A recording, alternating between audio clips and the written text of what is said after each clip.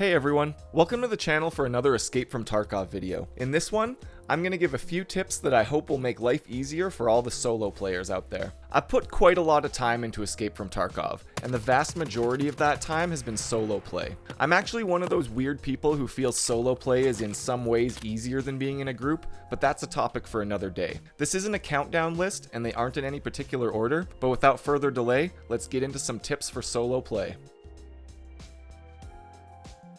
This first one especially could be applied as a general tip for any Tarkov player. You have to know the map you're playing and the capabilities of your equipment because that's going to influence every decision you make and the outcome of those decisions. When it comes to maps, you want to develop a general understanding of where the spawns are, where the extractions are, where the hotspots are located, and how to move around without being an obvious target. There are tons of videos and other resources out there that show each extraction in 30 seconds or less, and I'd highly suggest watching them to find any extractions you don't already know, because that can definitely save your life. It's also a good idea to know where the quest locations are, and there's plenty of short videos about that as well. If you know where you are and where you want to be, you can actually move deliberately and with a plan, which will make you more focused and alert. If you never take the time to learn the maps well, you will always be wandering around just waiting to get shot in the back. The second part of this tip is simply that you should know how effective your gear is and what you can do with it. Knowing what your weapon, ammo, and armor is capable of will help you decide when to engage, when to run away, and when to just wait a second for that perfect moment. To make a long story short, the more informed you are, the easier it will be to make decisions on the fly so you can move and fight quickly and effectively.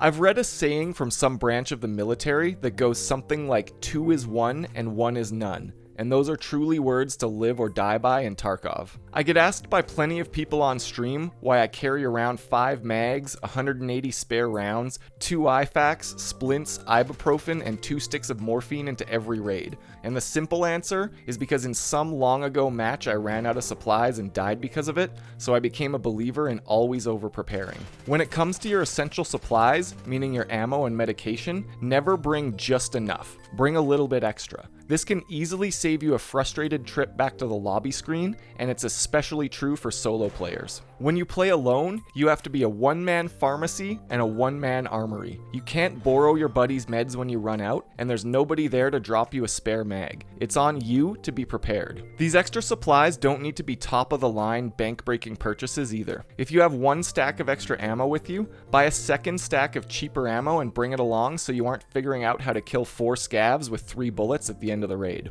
If you've got a car medkit and painkillers in your vest and nothing else, buy a couple bandages and tuck them away someplace. That way you aren't cursing yourself out 30 minutes later when you're slowly bleeding to death as you limp to extraction. It might sound harsh when I say it, but if you die because you aren't prepared and didn't bring enough supplies, you have no one to blame but yourself.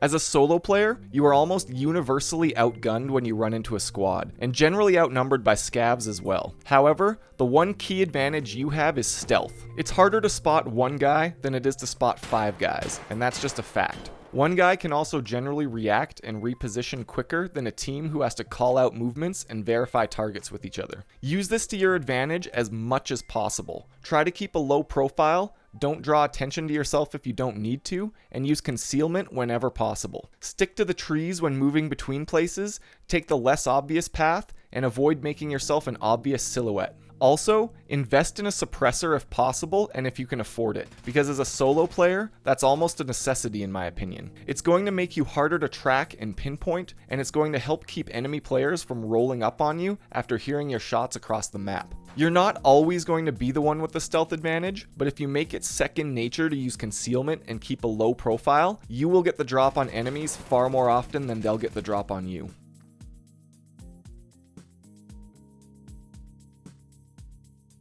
This tip is a little abstract, but in my experience, your two best options when playing solo are to either be the first one to the fight or the last one to the fight. Both of these have advantages, but they also have disadvantages, so it's a decision you have to make on a case-by-case basis. If you make an aggressive push right from your spawn and get set up in a defensive position at a hot zone before anyone else gets there, you have a pretty good chance of picking off players as they move towards you. A solo player can usually move faster than a squad, so when you're the first person to the resort on Shoreline, for example, you have the chance to get set up somewhere with a good angle of the entrances before other players reach you. However, you're also likely making a pretty risky push to get there, so you have to be prepared for a gunfight, and it's never fun to get pinned in a building by a well-coordinated squad. On the flip side, being the last one to the fight gives you the advantage of being able to shoot at two enemy squads who are both distracted by fighting each other. If you play third party and pick your shots and timing well, both squads might not even realize you were there at all. For this approach, you want to move slow and carefully. Find nice overwatch positions and listen for gunfights in the distance. If you hear a huge fight going on, reposition and get an angle on it from a concealed spot. Don't just run into the fray. Try and set yourself up to mop up the stragglers, the looters,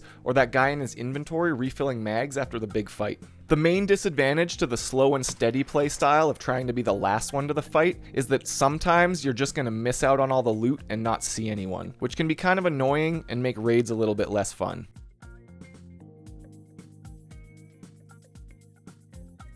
For my final tip in this video, I want to give my opinion that as a mainly solo player with a few thousand hours put into Escape from Tarkov, I feel nighttime raids are severely underrated by the community. Many wipes ago, I began running night vision raids to get quest objectives done, and it's hard to fully describe how much easier that made the process for me. At night, the stealth advantage is multiplied tenfold, and it becomes really hard to spot solo players if you make smart, decisive movements. Scavs are much less of a hassle to deal with because their vision range is much lower at night, and player populations are generally lower, meaning there's going to be less competition at hot zones and quest areas. All of this put together makes questing on maps like Customs, Woods, and Shoreline much easier because you have a higher chance of getting to and from your objective and to the extraction without being spotted. Now you might be saying, but J-Dog, night vision is so expensive, and that's where I think you're wrong. Skier Level 2 sells the PNV 10T night vision goggles for 30,000 rubles, which is a very affordable price.